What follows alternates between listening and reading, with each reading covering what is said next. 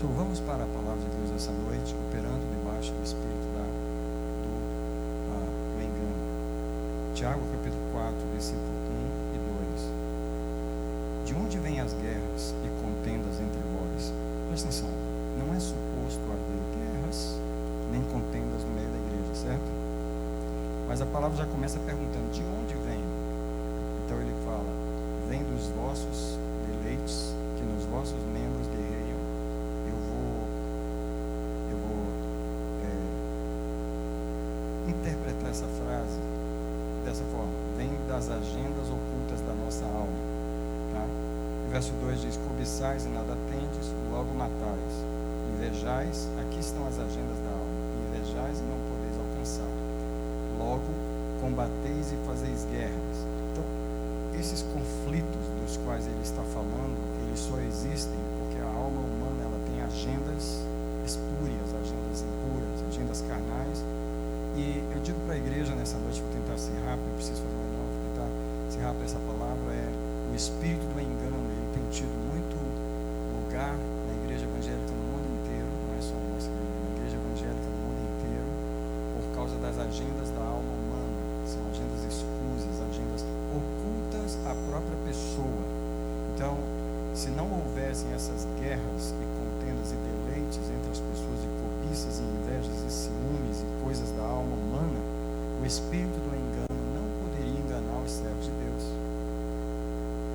Eu queria começar mostrando para você no capítulo 24 de Mateus, e eu não sei se eu vou falar tudo que está escrito, mas eu vou falar o mais importante. Se você puder abrir, mais uma vez eu queria só mostrar como Jesus falou que o poder do engano seria o espírito principal dos últimos dias. Mateus 24, nós vamos começar a ler o versículo 4 e 5. Aliás, o verso 4, Mateus 24, verso 4 diz, respondeu-lhe Jesus, acautelai-vos, ninguém vos engane. E o verso 5 diz, pois viram muitos em meu nome, dizendo, eu sou o Cristo, e enganarão a muitos. Presta atenção que Jesus está denunciando o mesmo Espírito, no mesmo capítulo, versículo 11. Jesus diz, onde surgir muitos falsos profetas e enganarão a muitos. Agora presta atenção, você pode estar dizendo assim, vai surgir tudo isso, vai ter tudo isso, mas só vai existir isso por causa da cobiça nas pessoas. Porque se não houvesse cobiça na igreja, os falsos profetas não teriam palavra para falar. Então, eu não sei qual dos dois é pior. A cobiça no nosso coração, as agendas da nossa alma, as coisas que a gente quer, ou o espírito do engano que só trabalha naquilo que a gente quer. O engano não trabalha se ninguém quer nada. Então, você e eu temos que ter muito cuidado quando você deseja muito uma coisa. Uma coisa se torna uma obsessão. A Bíblia chama de cobiça, ela chama das paixões da carne, e isso se torna uma coisa que você corre atrás, às vezes inconscientemente, você não sabe que a sua alma está presa numa cobiça, que ela está presa num desejo, numa coisa que ela não abre mão, e quando o espírito do engano olha para essa pessoa, ele diz, achei o meu lugar de trabalhar. É do tipo assim, quando você quer comprar demais um objeto, e só tem um, e o vendedor descobre o tanto que você quer aquilo, o que ele faz? Ele te engana. Ele te engana no preço e força você a comprar, porque ele sabe o tanto que você quer aquilo. Assim é o espírito do engano. O versículo 24, do Mateus 24, para mim é o versículo mais sério. Ele diz, onde surgir falsos cristos e falsos profetas, e farão grandes sinais e prodígios. Agora, antes de terminar o versículo, olha só isso aqui. Os falsos profetas, eles farão o quê? Por que eles farão grandes sinais e prodígios? Porque é disso que o povo anda atrás. Se o povo não tivesse cobiça por sinais e prodígios, se não houvesse uma agenda carnal no meio da igreja por sinais e prodígios, não haveria falso profeta fazendo sinais e prodígios. Onde não há demanda, não há produto. Então, a gente tem que ver o seguinte, que o espírito do engano é mau, o espírito do engano é satânico, o espírito do engano é maligno, o espírito do engano, etc, etc. Mas ele só existe por causa da cobiça em nosso coração. Então, a gente podia falar essa noite que ele, é trabalham juntos, a cobiça na alma humana e o espírito do engano. E aí o verso termina dizendo: se possível fora, enganariam até os escolhidos. Quer dizer que o ser humano, ele opera facilmente debaixo do espírito do engano. Nós vivemos mais enganados e não temos ideia. Eu queria dizer que ninguém comete loucuras, ou quebra a lei, ou desobedece, ou se rebela sem a operação do espírito do engano.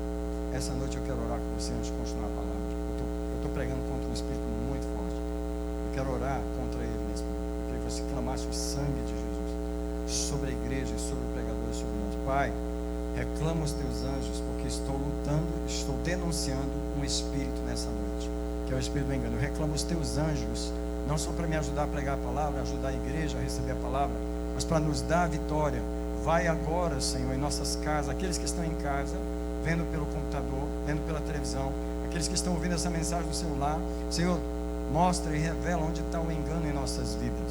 Senhor, nos dá vitória sobre as cobiças em nossas almas. Senhor, vem com teu anjo, com teu espírito, ajudar a igreja a vencer o espírito do engano. Eu te denuncio toda a obra do engano. Come on, church. Eu te denuncio toda a obra do engano. Eu te denuncio toda a obra do engano. Põe por terra toda a obra desse espírito. Eu rejeito a obra dele. Eu aplico o sangue de Jesus no meu território. E eu digo: aqui não, Satanás, aqui não. Aqui não, aqui você não vai enganar os sentidos da igreja. Eu declaro uma igreja crucificada, sem agendas da carne. O espírito do engano, tu não tens lugar aqui, em nome de Jesus. Um pastor americano, que eu considero muito, ele fala que toda vez que você está debaixo de um sentimento de desânimo, ou de desistência, ou de largar tudo, você está debaixo da operação do engano. O engano, ele enganou você, ele convenceu você a desistir, ele enganou você de que não vale a pena continuar. Toda pessoa que se suicida, ela está debaixo do espírito do engano. O engano é um espírito que trabalha na mente do ser humano para que ele tome decisões contrárias à realidade. Agora, qual é a porta do engano? O engano chega até nós pelas agendas da nossa alma, tá? A porta do engano é o pensamento, é o sentimento, é a carência da alma, as necessidades humanas e as agendas que surgem ao longo do caminho da vida. Por exemplo, uma criança que foi rejeitada na infância, surge uma agenda natural no coração dela e ela fica buscando aceitação por onde ela anda. Todo relacionamento, toda oportunidade de se relacionar, ela cobra aceitação. Uma agenda surgiu. Como o espírito do engano observa aquela pessoa e vê que ela é faminta de aceitação, ele vai enganá-la nos relacionamentos, ele vai enganá-la naquilo que ela é carente. Se você é carente de ser amado, porque nunca foi amado por ninguém. Uma mulher, por exemplo, ela pode ficar buscando um homem, amor em homens, e ela fica buscando porque lhe faltou o amor do pai, o amor da mãe, nunca foi amada por alguém. Ali gerou uma agenda própria para o espírito do engano. O engano vai enganá-la com todos os homens que passarem na sua vida. Por que uma mulher assim, ela se entrega a homens que não vão amá-la de verdade? Porque quem a enganou foi a cobiça do seu próprio coração, a necessidade natural que surgiu lá. Quando um homem, desde a criança, desde a infância, ele começa a alimentar um desejo de ser rico, ele fala: eu vou ser um homem muito rico. E quando é criança, os pais ouvem aquilo e acham bonito, meu filho vai ser próspero, vai ser rico, e aquele menino começa a falar que vai ser rico, e começa a estudar, e etc. E você sabe, ele começa a ter uma obsessão com dinheiro, etc. O espírito do engano começa a observar aquilo e dizer: já achei a área em que eu vou te pegar, já achei a área em que eu vou te enganar. É a área em que você tem uma cobiça. Essa noite, Deus continua trabalhando em nosso coração. Ele continua sondando as agendas do nosso coração. E a razão que Deus quer sondar é que Ele quer nos livrar desse poderoso espírito, que é o espírito do engano.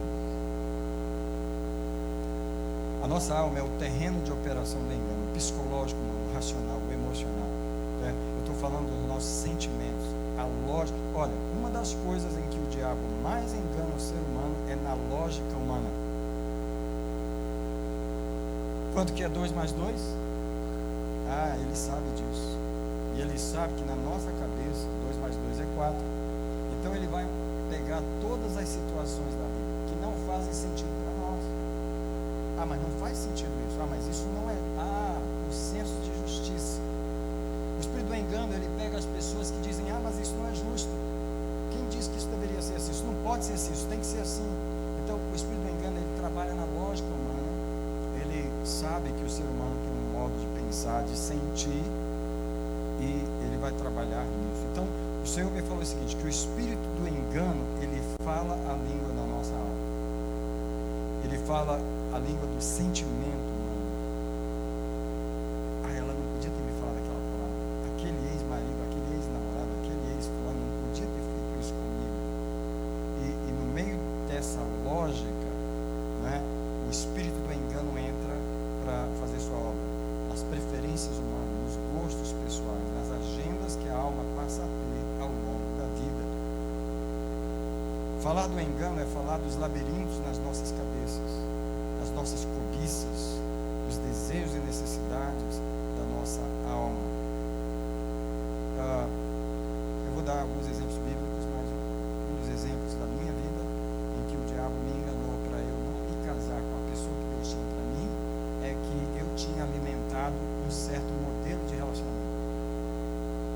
Eu alimentei aquilo e o diabo, ele me viu alimentar aquilo. E quando a minha esposa chegou na minha vida, ele falava para mim, isso aí não é isso aqui. Olha só, isso que você está vendo não é isso que você desejou a vida inteira. Você está entendendo? Como ele trabalha naquilo que você constrói ao longo da vida. Às vezes Deus tem que destruir uma expectativa, um sonho que você fez, uma coisa que você alimentou na alma, para te livrar do engano. Deus tem que destruir uma obra que você construiu ao longo do caminho. Então, eu quero usar vários exemplos nessa noite. O primeiro exemplo, o exemplo número 1, é Pedro, em Mateus 16, verso 22. É aquele momento em que Jesus fala com Pedro que ele vai ser crucificado. E Pedro, tomando Jesus à parte, começou a repreendê-lo, dizendo, Deus tenha compaixão de ti, Senhor. Isso é, a alma de Pedro entrou em atuação, porque ele não queria os sentimentos e as razões de Pedro, o seu senso de justiça, de que Jesus não poderia ir para a cruz. Estavam envolvidos naquilo que foi uma operação do engano na vida de Pedro. Jesus repreendeu o espírito do engano, no verso 23, das seguintes palavras, para trás de mim, Satanás, porque não estás pensando nas coisas de Deus, mas sim nas que são dos homens. Em outras palavras, a agenda do homem estava lá. Irmãos, muito dificilmente a agenda do homem não vai estar lá. O homem sempre quer alguma coisa que geralmente não é o que Deus quer. O homem sempre procura alguma coisa que não é o que Deus procura. Então esse é o primeiro exemplo, como é que Pedro, ao ter recebido a revelação de que Jesus é o Cristo, 3 versículos atrás ele está dizendo, tu és o Cristo, o Filho de Deus. Jesus está louvando a Pedro, e no último versículo Deus está repreendendo Satanás em Pedro, porque o engano muda a cabeça de uma pessoa assim, ó. Um flip, ele muda a cabeça, um flip, ele engana. Pedro sentiu pena do seu amigo, meu amigo não pode morrer. A nossa alma sempre entra nas coisas. Se ela não entrasse nas coisas, a vida se descomplicava. O Espírito de Deus não era tão entristecido e o Espírito do engano não tinha tanto lugar. O segundo exemplo que eu quero dar, eu vou pedir para você caminhar comigo na palavra de Deus. O meu segundo exemplo é Marcos capítulo 2, versículo 15 e 16. É uma situação. Eu quero mostrar como nós quebramos a palavra de Deus debaixo do Espírito do engano. Em Marcos capítulo 2, versículo 15. Estando Jesus à mesa na casa de Simão, estavam ali reclinados os seus discípulos e muitos publicanos e pecadores, pois era grande o número dos que o seguiam. Vendo os escribas que ele comia com publicanos e pecadores, perguntavam aos discípulos, por que é que ele come com publicanos e pecadores? A lógica humana não funcionou ali. Aquilo não funcionava. Como é que um profeta, um homem santo, come com publicanos e pecadores? Aqui está a agenda humana, a agenda da lógica. Irmão, olha, você tem que ter muito cuidado com aquilo que é lógico para você. Porque muitas vezes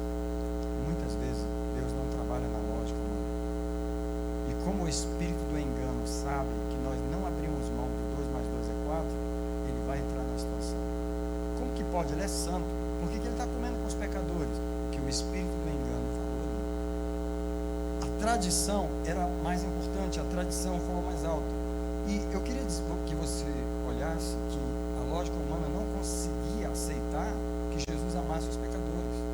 Jesus responde para eles: eu não vim para os sãos, eu vim para os doentes. Mas isso não conseguia entrar na cabeça. Por quê? Porque o espírito do engano, ele trabalha na lógica humana. Cuidado com o seu senso de justiça. Ah, mas isso não é justo. Ah, quando você fala isso, o espírito do engano está te ouvindo. Porque pode ser que aquilo não seja justo, mas pode ser que aquilo não tem nada a ver com justiça, tem a ver. Vamos falar sobre justiça e injustiça, porque isso é muito, muito certo na nossa cabeça. E Jesus contou uma parábola dos trabalhadores, quando o patrão saiu às 9 da manhã e achou uns homens sem trabalhar, levou para vir, trabalhavam das 9 até 6 da tarde. Aí saiu meio-dia, encontrou um povo desocupado, falou: vocês também vão para lá. Aí ele sai às 3 da tarde, encontra mais uns que não conseguiram trabalho, leva para lá. Aí ele sai 5 horas da tarde e encontrou um povo também e levou para lá. E na hora do pagamento, você já pode saber o que está na cabeça de todo mundo.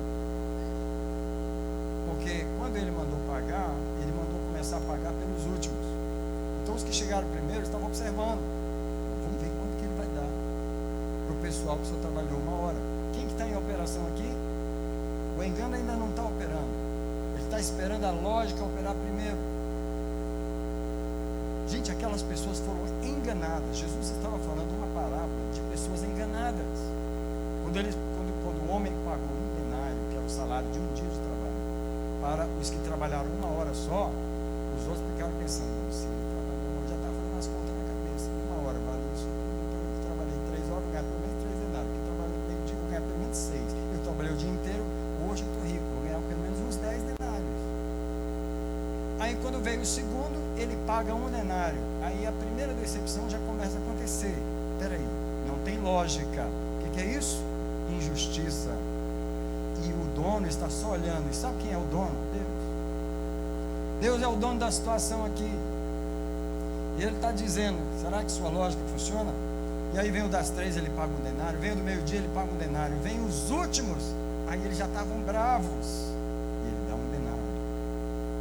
Aí ele fala: não, mas isso não é justo. Esses homens não suportaram o calor do dia. Nós trabalhamos o dia inteiro, você vai dar. Aí ele diz: mas eu não combinei com você 1 denário?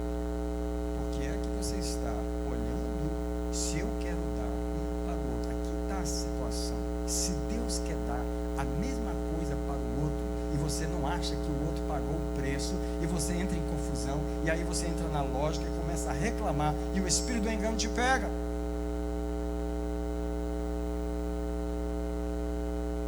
Alguém diz comigo: o diabo, o engano está na lógica.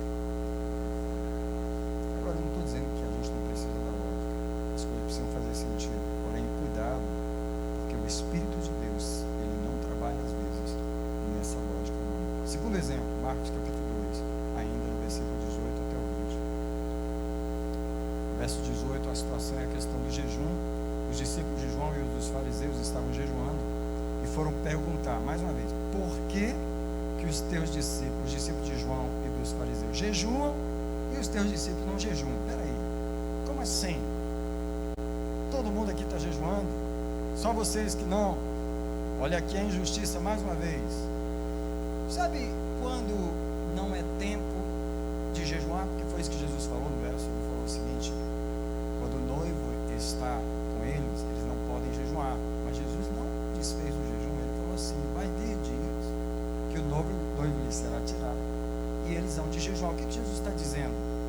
Que nesse momento não é época de jejum, embora que vocês estão presos na tradição de vocês, porque todo mundo está jejuando por causa da tradição, que já até perdeu o sentido, nem sabe por que está jejuando. Mas para os meus discípulos o tempo é outro, não é tempo de jejuar agora. Aí veio o espírito da injustiça e mais uma vez eles foram enganados com a sua lógica. Sabe qual outro espírito que tem aqui? Da comparação. Peraí, os discípulos de João estão aqui jejuando. Os discípulos dos fariseus estão jejuando. Os discípulos de Jesus não estão jejuando. O que nós estamos fazendo? Você já comparou alguém com alguém na igreja? Você Você já comparou um irmão antigo da igreja com um irmão que chegou agora na igreja? Essa é a comparação mais comum que as pessoas fazem. Peraí. Eu estou aqui há 20 anos.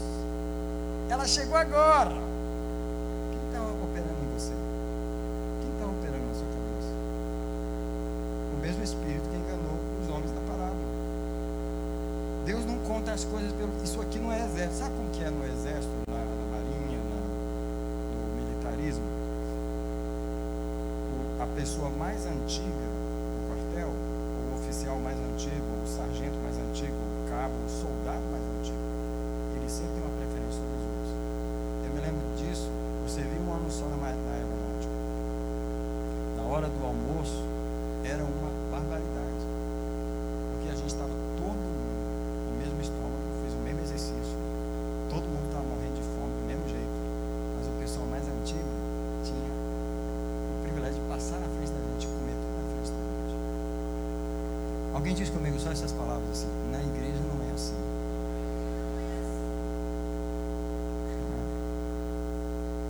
Na igreja, assim, se Deus quiser colocar o mais novo na frente do mais... Aliás, não foi Jesus quem falou: os últimos serão os primeiros, e os primeiros serão os últimos? Então, cuidado quando a gente compara alguém que tem muita antiguidade na igreja, alguém que é novo na igreja, porque Jesus não usa esse padrão. Exemplo número 3, Marcos capítulo 3, versículo 1. Entrou numa sinagoga e estava ali um homem com a mão atrofiada, e observavam-no para ver se ele curaria o homem no sábado para o acusarem. Qual o problema aqui? Uma tradição, não se faz nada no sábado, e eles já estavam presos na ideia de que ele não poderia curar no sábado. O que é isso? Lógica, tradição. Alguém diz comigo, por favor, essas palavras: Jesus quebra tradições. Você sabe que são vários os exemplos na Bíblia. Um dos exemplos que eu não vou usar, mas que está no Novo Testamento, é os discípulos comendo as espigas no sábado. E os fariseus entraram em desespero. Escuta, como é que teus discípulos estão comendo as espigas no sábado? Não sabe que não se pode comer, fazer isso no sábado, colher as espigas? E Jesus, vocês não lembram de Davi, quando ele entrou no templo e comeu os pães da proposição? Gente, Jesus, ele quebra tradições. Ele quebra tradições. Mas você que é muito preso na letra, pode ser. Sabia que as pessoas que são muito presas na letra, elas são facilmente enganadas pelo diabo? Não, mas está escrito assim. Nem interpreta direito, está pegando o que está escrito, mas o espírito do engano está atrás daquela justiça. E os fariseus foram enganados para ver se ele curava no sábado. Sabe onde que deu esse raciocínio? No capítulo 3? Se ele ia curar ou não a mão do homem? No versículo 6, diz assim: e saindo dali, entraram em conselho com os herodianos para matarem Jesus. Espera aí, onde foi que esse engano levou os fariseus a decidirem assassinar Jesus? Fala para mim se esse raciocínio está certo. Fala para mim se um raciocínio desse está vindo de Deus ou está vindo do próprio demônio. O final do raciocínio foi: eles saíram dali decididos a assassinar. Eu quero perguntar, quantas coisas na igreja foi assassinada, destruída pelo espírito do engano? Gente que se prendeu com tradições, e Jesus não está nesse terreno do engano. Exemplo número 4, Marcos capítulo 15. Quero que vocês vejam que durante todo o ministério de Jesus, a agenda dos fariseus e dos principais sacerdotes era uma agenda de inveja com Jesus. Inveja contra Jesus. Presta atenção às palavras que estão em Marcos 16, o versículo Marcos 15, versículo 9, diz assim: Pilatos lhes perguntando aos sacerdotes e aos fariseus: vocês querem que eu solte? Que é Barrabás ou Jesus? Versículo 10. Pois ele sabia, Pilatos sabia, que por inveja eles o haviam entregado. Escuta, Pilatos está com Jesus aqui. Eles estão acusando Jesus. Eles estão gritando crucifica. Pilatos já sabe por quê. Pilatos sabia a agenda dos fariseus, era inveja. Sabe qual é o problema das pessoas enganadas? Elas nem sabem qual é a agenda que está no coração delas. Às vezes uma pessoa está com ciúme da outra na igreja e ela não sabe. Ela não sabe. Às vezes uma pessoa está com inveja da outra na igreja e ela não sabe. Só que se Deus não expuser, não expor as agendas, Ele não pode livrar as pessoas do engano. Quem quer ser livre do engano? Temos que entregar nossas agendas pessoais ao Senhor. Temos que sondar o nosso coração e dizer: Deus, será que eu estou querendo algo que não é a tua vontade? Será que eu estou comparando alguém com alguém? Estou achando uma injustiça? Será que eu estou me comparando com alguém? Será que eu estou dizendo, o pastor não podia fazer isso? Será que eu estou dizendo, a igreja não podia ser assim? Será que o que é, Senhor? Que eu estou olhando que o espírito do engano pode usar contra mim? Todo o tempo no ministério de Jesus, os fariseus e os sacerdotes tinham inveja de Jesus. Qual o problema? Ele ajuntava as multidões. Qual o problema? Todo mundo ia ouvir a pregação dele. E eles estavam enciumados. Tem uma hora que eles viram e falam uns para os outros: você viu aí? Todo mundo está indo atrás dele. Em outras palavras, ninguém está indo atrás de nós. Todo mundo está indo atrás dele. O que é isso? Uma agenda do engano que levou Jesus à morte. Pilatos sabia que por inveja o haviam entregado. Eu quero parar a mensagem um minutinho, deixar um minuto para o Espírito Santo trabalhar no nosso coração nessa hora. Nós vamos fazer uma oração e vamos dizer assim: tem misericórdia de nós. Se há alguma agenda oculta no nosso coração, se há algum, Senhor, desejo oculto, alguma vontade que nem a gente sabe, um sentimento que a gente não sabe, talvez uma inveja oculta em nosso coração. Nós somos apenas seres humanos. Será que há algum ciúme em nós? Será que há em nós algum desejo de ser reconhecido, de ser validado, ou isso ou aquilo? Sonda o nosso coração. Revela para cada pessoa individualmente o que a sua alma está pensando, o que a sua alma está tendo problema, está tendo conflito. Senhor, nos guarda do espírito. Alguém diz comigo: Senhor, nos guarda do espírito do engano. Um minutinho, olhe para mim, antes de eu continuar, já estou no final da minha mensagem, mas Deus me deu um encontro com o espírito do engano. Eu tive um encontro com ele no meu quarto à noite. Ele apareceu no meu quarto. Na cena, eu estava dirigindo um culto no local e uma moça, uma pessoa que eu conhecia, na primeira fileira do banco, ela se levantava e começava a dar uma profecia, uma palavra. Só que quando ela começava a falar, o Senhor falava comigo imediatamente: é o Espírito do engano. E ela estava falando, e eu fui me aproximando. Eu fui realmente para confrontar o Espírito. Eu cheguei no rosto, pertinho do rosto dela, e eu só falei uma coisa: é o engano. Quando eu falei aquilo, irmão, no sonho, o espírito do engano pegou todas as pessoas da igreja, todo mundo que estava lá. Ele estava mostrando para mim o poder que ele tinha. Ele estava mostrando para mim no sonho o poder que ele tinha. Você acha que eu estou me enganando, sabe? Eu posso enganar todo mundo se eu quiser. Eu tive um encontro com ele. Eu repreendi no meu quarto. Era o espírito do engano. Alguém tem que orar o tempo todo, guardar as minhas percepções. Por isso você tem que ter cuidado com os comentários que você faz. Porque um simples comentário que vem na sua cabeça pode ser uma sugestão do Espírito do engano, uma injustiça, uma coisa que não faz sentido. Será que os pensamentos... Irmão, um demônio que talvez não é muito denunciado na igreja é o espírito da comparação. Você se compara com alguém.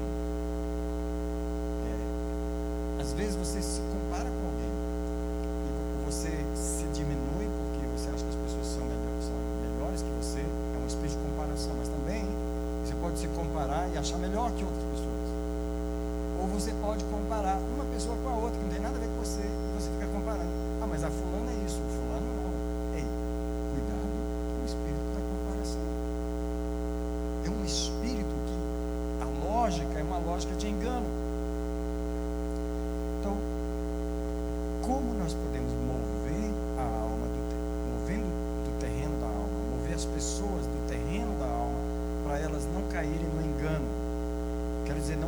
fácil tirar as pessoas do terreno da sua alma, dos seus desejos, das suas carências.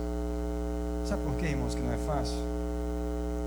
Porque uma das coisas assustadoras dessa coisa de falar sobre a alma é que nós não conhecemos a nossa alma. Um dos objetivos do Espírito Santo falar nessa igreja, me ensinar a oração do Mi, é para a gente conhecer a gente, é para a gente saber o que vai na gente, é para que Deus, a oração do mês de abril, que está hoje é 29 de abril, não é? Nós passamos o mês, sonda-me, ó Deus, conhece o meu coração, prova-me, conhece os meus pensamentos, vê se há em mim. Por que eu estou sondando a minha alma? Porque ela arruma agendas, não fala para mim, ela arruma agendas ocultas que eu não sei que ela tem, necessidades, carências, desejos que ela tem, coisas que se tornam obsessão em nossa vida. E o diabo, quando ele percebe uma obsessão, ele começa a te enganar naquilo. Eu estava falando para uma pessoa que eu fui preparado a vida inteira para ser um pastor, porque eu já sabia disso na infância.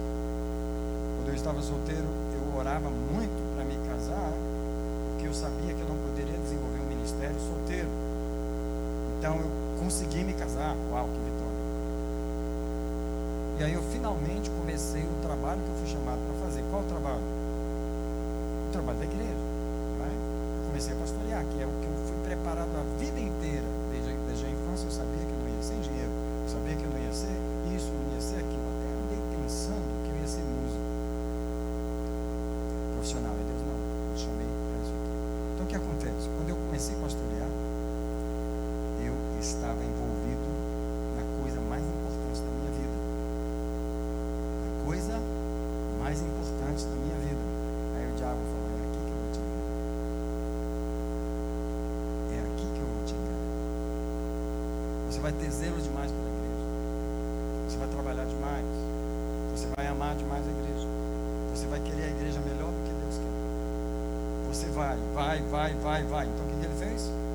Ah, você quer a igreja? Então vai. Eu te empurro nesse projeto. Até Deus chegar para mim e dizer, me dá a igreja de volta, porque o inimigo está conseguindo te manipular por causa da igreja. Onde que ele estava me enganando? Na coisa que eu mais queria. Pergunta do Espírito Santo para você, o que é que você mais quer? Vou dar um exemplo que não já vi que aconteceu na vida de pessoas, mas não aqui na nossa igreja. Um crente começa a orar a Deus e ele começa a pedir, eu quero ver um anjo, Senhor. Eu nunca vi um anjo. Já aconteceu isso. E as pessoas começam a orar, e daqui a pouco ela começa a ver um anjo. Só que não é o anjo do Senhor. Mas como aquilo se tornou uma obsessão, uma cobiça, que não era um desejo de Deus para a pessoa, ela começa a ver um anjo que não é o verdadeiro anjo. Irmãos, cuidado até com os desejos espirituais. Você tem que perguntar para Deus, você realmente quer isso para mim? O Senhor quer realmente isso para mim? Ou isso é uma cobiça da minha carne? Porque é na cobiça que o inimigo vai trabalhar. Então, como é que a gente move as pessoas desse terreno da cobiça? Uma das perguntas que Deus me deu foi essa aqui. Quando alguém for enganado, faça essa pergunta: o que é que eu desejei tanto para me qualificar para ser enganado? O que é que eu quis tanto na vida que o inimigo me enganou? E o texto, eu vou ler Tiago, capítulo 1, onde o apóstolo fala da cobiça. Tiago, no capítulo 1, versículo 14. O verso diz: cada um, porém, é tentado quando atraído e engodado pela própria cobiça. Algumas palavras, algumas bíblias dizem concupiscência, que é a mesma coisa. Então a cobiça, havendo concebido, dá à luz o pecado, e o pecado gera a morte. Se não houver desejo, não há pecado. Se não houver cobiça em nada, o inimigo não pode entrar. Mover as pessoas do terreno da alma é muito difícil, porque é lá onde elas desejam as coisas. Então, mais uma vez citando o capítulo 4 de Tiago, de onde vêm as guerras? De onde vêm as contendas? De onde vêm? Senão dos deleites que nos vossos membros guerreiros, das vontades, das cobiças. Verso 2 está claro: cobiçais e nada tendes, logo matais, invejais e não podeis alcançar, logo combateis e fazeis guerras. Se nós movermos a nossa alma desse terreno, de sair desse terreno das cobiças, somente uma alma crucificada, somente uma alma crucificada, ela não vai ser enganada pelo diabo, tá? O que se tornou uma obsessão?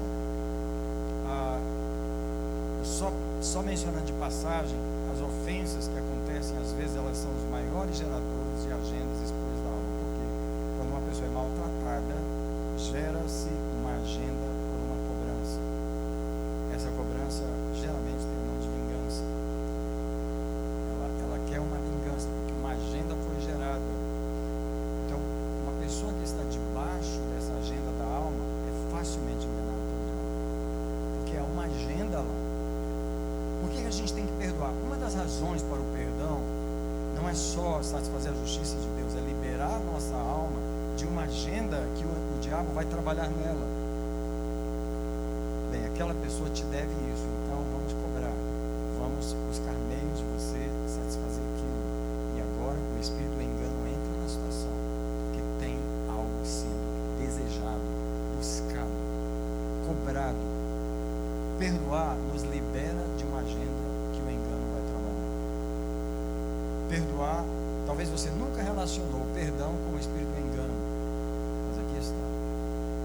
Uma pessoa ofendida, ela é facilmente enganada, de pensar de você o pior. Peraí, ela pensava tão bem de você, por que agora você virou essa coisa horrível?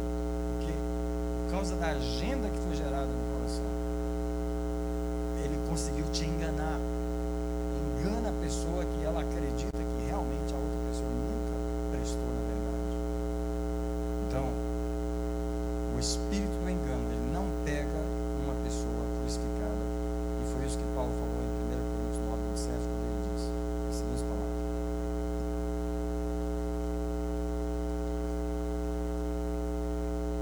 antes eu subjugo o meu corpo, reduzo-o à submissão, para que depois de pregar a outros eu não venha a ficar desqualificado. Paulo está falando da crucificação da sua alma. Junto com esse versículo eu vou colocar um que não está aí, que é Gálatas 2:20, onde o apóstolo também fala a mesma coisa. Ele diz: já estou crucificado com Cristo, e vivo, não mais eu, mas Cristo vive em mim, e a vida que agora vivo na carne, vivo-a na fé. Aqui está uma coisa importante: essa vida vivida na carne, ao invés de viver na cobiça das coisas, ela é vivida na fé. Eu quero proclamar nessa noite, que já estou nos meus minutos finais da minha mensagem, para declarar que existe uma maneira santa de satisfazer a nossa alma das necessidades que ela tem. Não é necessário que a nossa alma se torne uma plataforma para o engano. Deus pode satisfazer a nossa alma. Paulo está dizendo: a vida que eu vivo na carne, eu vivo na fé do Filho de Deus. Ele não é satisfazendo das minhas maneiras, das minhas formas, porque de tanto eu querer uma coisa, o diabo vem me oferecer ela, me vem apresentar ela para mim. Eu não quero esquecer de passar rapidamente aqui em Gênesis capítulo 3. Por quê? Como foi que o diabo enganou a Eva? Primeiro, ele fez ela desejar algo que ela não desejava. Ela não tinha uma cobiça, ela não tinha. Mas no capítulo 3 de Gênesis, no versículo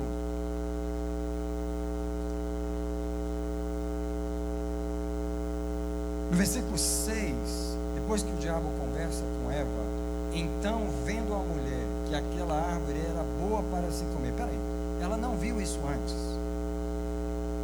Como é que ela viu agora? Porque o diabo primeiro faz você desejar algo. Ele cria cria uma necessidade, ele cria uma cobiça. Vendo ela que a árvore era boa para se comer e agradável aos olhos, isso é, a cobiça dos olhos, que é mencionada lá em 1 João 2,15, a concupiscência da carne, a concupiscência dos olhos e a concupiscência da vida. Essa cobiça dos olhos, ela viu e ela viu que a árvore era desejável para dar entendimento. Em outras palavras, ele gerou nela um desejo insaciável, ardente. Como é que o diabo gera desejos em nós? Ele começa a nos fazer pensar numa coisa.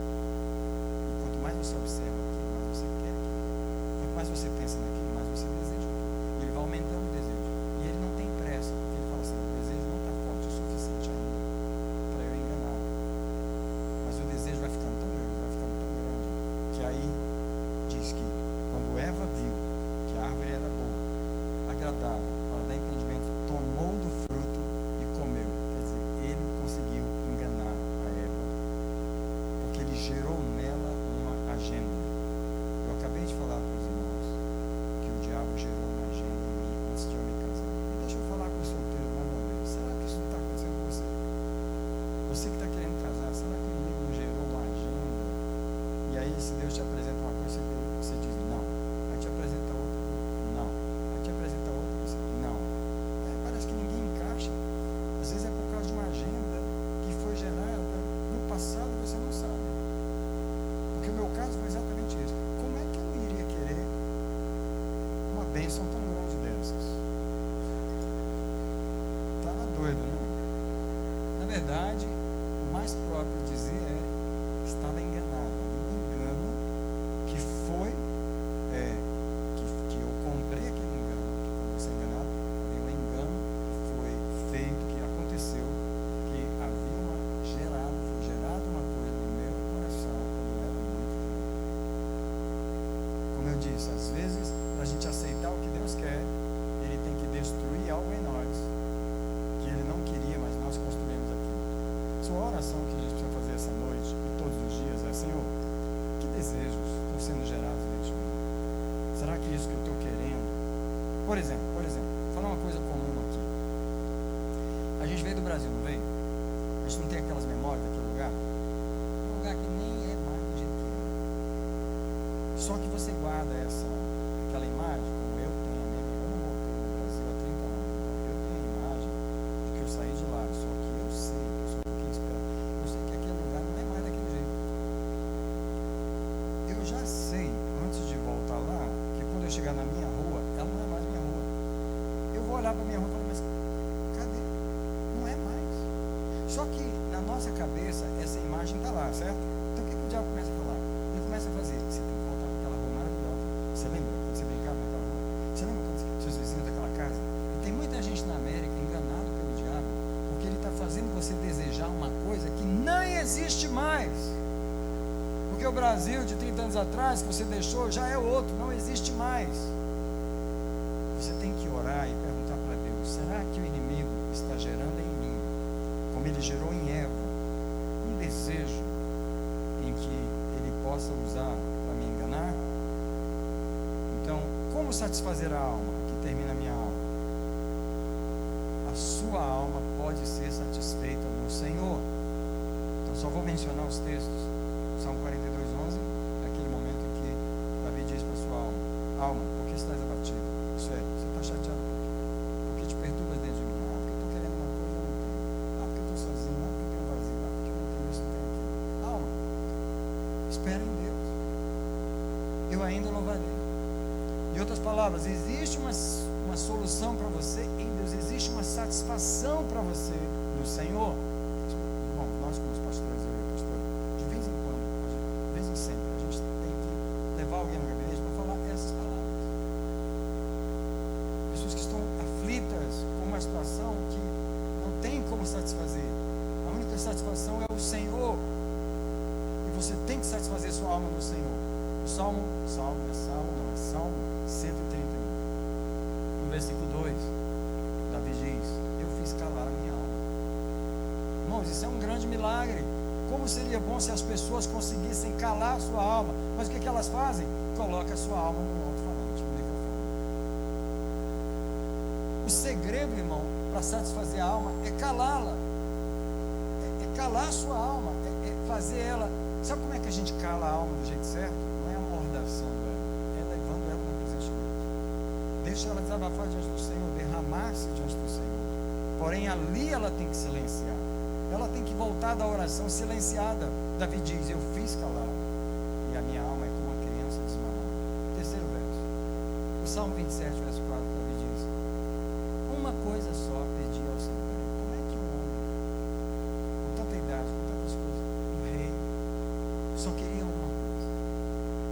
É porque ele já livrou a sua alma de tantos desejos que ele podia ter. Ele diz: uma coisa peço ao Senhor, só uma. Isso é, ele purificou a alma, ele crucificou um monte de desejos, um monte de coisas que podia se desejar. E finalmente, irmãos, Mateus 11:28 são aquelas palavras clássicas do nosso Senhor, que ele diz: vinde a mim, os que estáis cansados e oprimidos, os que estáis afadigados com desejos, com necessidades, vinde a mim e eu vos aliviarei. Irmão, agora explica para mim, como é que esse bando de crente que diz que veio a Jesus anda tão insatisfeito que o inimigo gera agendas nele e engana eles? Explica para mim.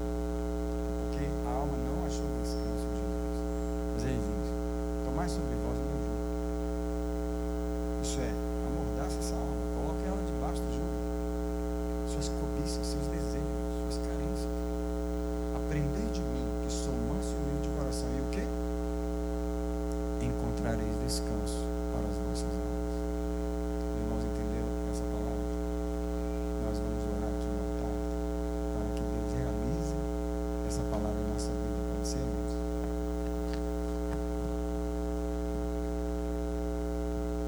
A oração que nós vamos fazer no altar é: Senhor, livra-nos do engano.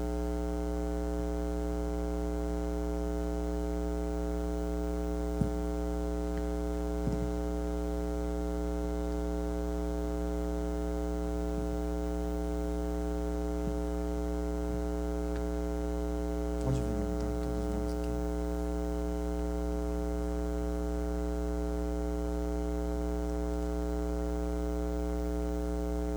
Senhor, o som do nosso coração mais uma vez nesse dia. Eu queria que você apresentasse todos os desejos e sonhos que já surgiram na sua vida, desde a infância, a adolescência, coisas que não foram satisfeitas. Talvez a sua alma está cobrando alguma coisa que não foi satisfeita. Porém, o Senhor está aqui. Nessa noite Ele vai nos livrar do engano. Ele vai nos livrar satisfazendo a nossa alma. Pai, resolve as questões da nossa alma não resolvidas. Pai, resolve as questões não resolvidas. Nessa noite apresentamos o nosso coração, os desejos. O ser humano é uma criatura muito carente, Senhor. Tu sabes quantas necessidades surgem dentro de nós, do nosso dia de nascer até o dia de morrer. São muitas necessidades. Eu clamo agora: livra-nos das agendas da alma, das cobiças da alma, e que o engano poderá usar para nos enganar. Senhor, pessoas andam atrás disso, andam atrás daquilo, andam atrás de milagre, andam atrás disso, de visão, andam atrás daquilo, daquilo outro. E tu sabes que o inimigo, ele trabalha nessas coisas.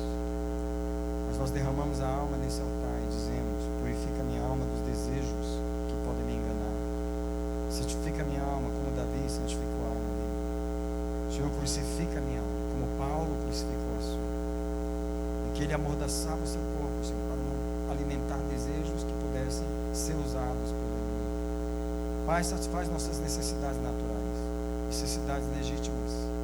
Pai, há pessoas aqui que precisam receber bênçãos do Senhor, que não receberam ainda. Mas enquanto elas não recebem, ajuda-as a não se tornar isso uma obsessão, Senhor. Mas que elas sejam livres do espírito do engano. Eu abençoo a tua igreja nessa noite com uma revelação. Mas vamos orar uns pelos outros, a gente pode fazer isso? Deputar a mão para alguém, ora por essa pessoa e diz: Senhor, livra o meu irmão do engano, livra a minha irmã do engano, livra-nos do engano nesse lugar.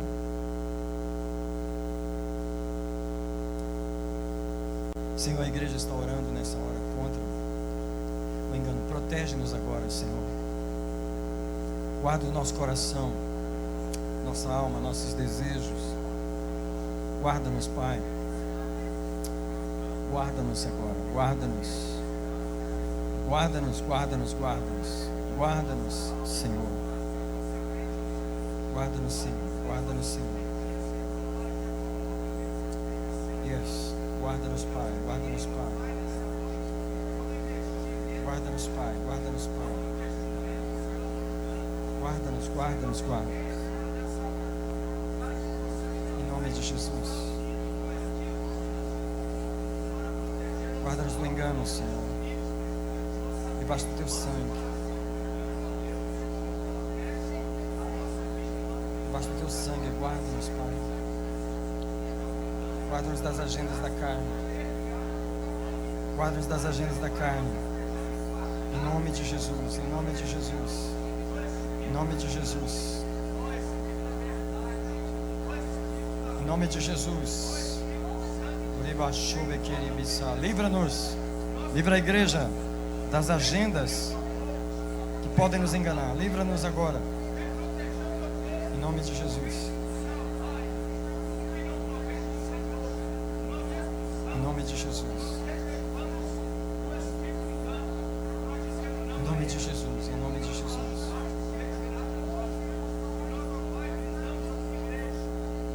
Em nome de Jesus. Em nome de Jesus. Em nome de Jesus. Em nome de Jesus. Em nome de Jesus. Em nome de Jesus. Pai, guarda-nos, eu peço. Pai, guarda-nos. Pai, guarda-nos em nome de Jesus. Guarda-nos, guarda-nos, guarda-nos das cobiças, das necessidades, dos desejos. Pai, em nome de Jesus.